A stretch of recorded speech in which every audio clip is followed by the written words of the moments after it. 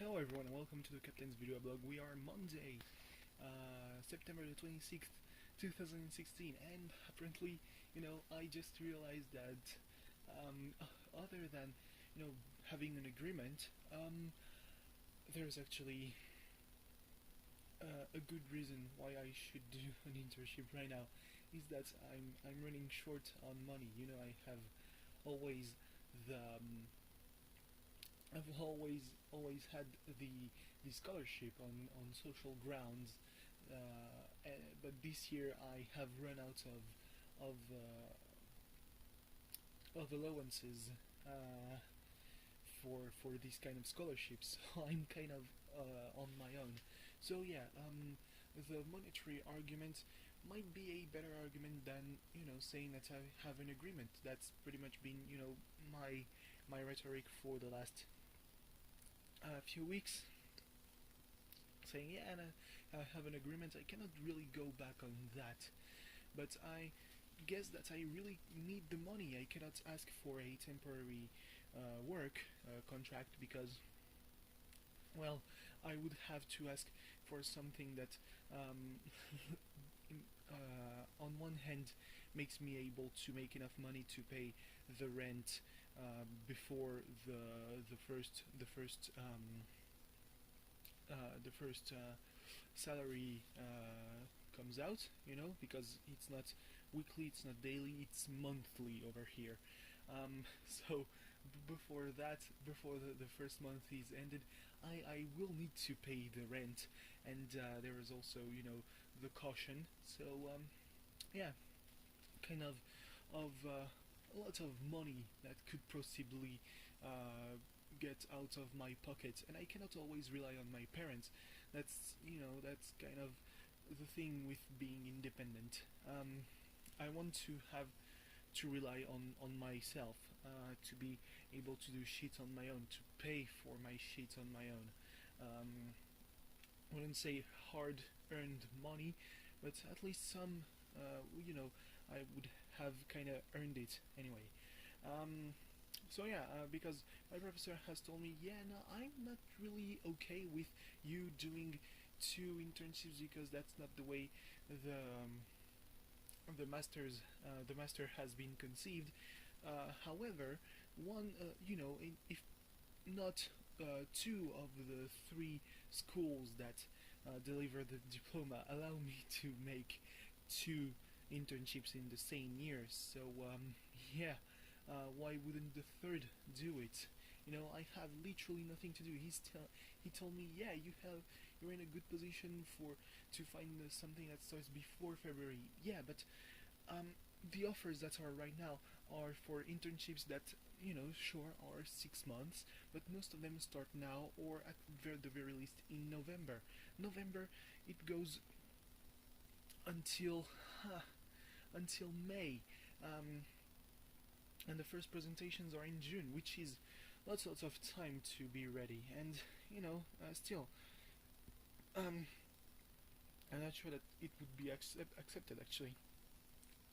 So yeah, I want to have something to do, and not sit on my hands for another 3 months until the first offers for February are in. He's telling me, yeah, you won't have lots of concurrence. I am like, yeah, but I also don't have some of the requirements, like actual experience or the diploma, or even the driver's license, which is something that they always seem to ask for, the driver's license, and sometimes also the car. I'm literally one of the worst candidates. So yeah. Anyway, let's talk about Clash of Champions, which was, I wouldn't say boring, but god damn it, you could feel that it was going for the 3 hours. In the first match, it looked like Kofi was less and less believing in the New Day, and I find myself believing less and less in the face New Day. With the tactics of using Francesca to win the match, I'm like, no, Big E has made you get disqualified at SummerSlam. Now you're using Francesca and you're winning. What the fuck are we supposed to believe about you? So yeah. Also only one title changed, and it was the United States title. because TJ Perkins retained his title in a very good match actually against the Brian Kendrick, who was devious as ever, very vicious in his offensive. At the end of the match, we all thought that he had softened up a bit, but as he shook the hand of TJ Perkins and hugged him, then he headbutt not his face but his shoulder, which can be actually pretty bad because TJ Perkins, his finisher is submission based, and despite the fact it's a knee bar, you have to pull the leg, and it's always better to be able to put some pressure with both arms when you pull than only with one arm. So yeah, very intelligent. I like the match a lot. I think that probably was the best match of the night, despite the quality of the female triple threat that Charlotte won. I think I covered it yesterday. If I didn't, good match. The end was the most intense part of it, when everyone was countering and countering and countering. There weren't really any finishers, which was very good. Charlotte punting Sasha face first into a turnbuckle was fucking amazing. Yeah, not a lot to complain about in that match, although I would have seen Sasha winning, because it just would have made sense, I guess. But Charlotte winning also helps advance probably the storyline with Dana Brooke. I've heard that they were going to turn her face and have her get a big baby face push, which is something that I probably don't agree about, but we'll see. I'm probably actually missing what's happening with Dana Brooke as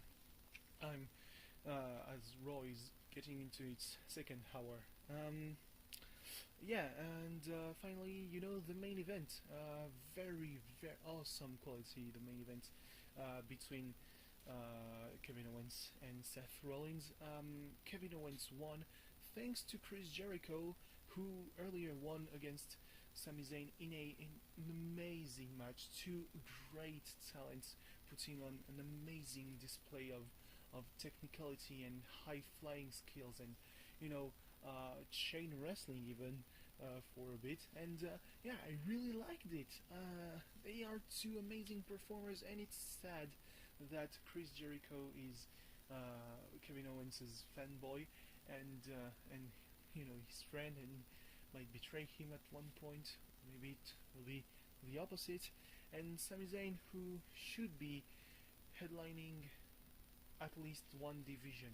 He should be shooting for a title, not being complacent about his position on the card. He is very much all that we want him to be in the ring, but he also needs a championship to really cement that reputation. He cannot only get all the hype on being an indie darling.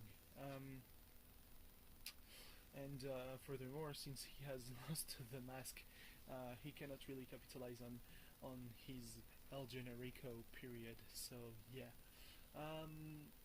maybe not the US title. That would be, but maybe the Universal title, since Owens has it, and Seth Rollins seems to be injured, or fuck the Cruiserweight title. He's at the limit weight. He only needs to drop like 5 pounds to be really sure about fitting the division. That would be great. There's also Sin Cara, there's also Neville. All those guys could really help elevate the Cruiserweight division. But I get what they're doing. They want to make us believe that also the talent that will shine in the Cruiserweight division is the talent from the Cruiserweight Classic, and that's something that is commendable, because for 10 weeks we have seen some of the best wrestling in a long time, and I mean especially the consistency of it. So yeah, back to the main event. Very good match, very good psychology between the two. Rollins hitting the pedigree is still something that I really don't agree on, despite the fact that he did suck it and all that. You know, he was, okay, sure, you want to tell Triple H, hey, you've made the wrong choice by turning your back on me, look at me while I'm doing your finisher to the guy you have helped. Sure, it tells the story, but he needs to have a finisher more fitting of his face status, especially with all the high flying, the daredevil stuff he's done lately. I think that it's really necessary at this point. But yeah, it was an amazing match. No low point really. Even Jericho's interference was well placed, to be quite honest. So yeah, but still, it's, it was largely outshined by Backlash 2 weeks ago. That's sad. Anyway, thanks for watching. See you tomorrow with more news about my internship. Maybe. I hope not. Maybe more bad news. I wanted to say, but I don't want to happen. But I hope good news. I hope that the argument of me needing money will help. So yeah, we'll see about that. Thanks for watching. Yeah, see you tomorrow. Bye bye. Also, One Man Punch 2 is happening. So Madhouse has decided to stop being the studio that doesn't do sequels. I guess they are finally over the period of cannot commit after Redline.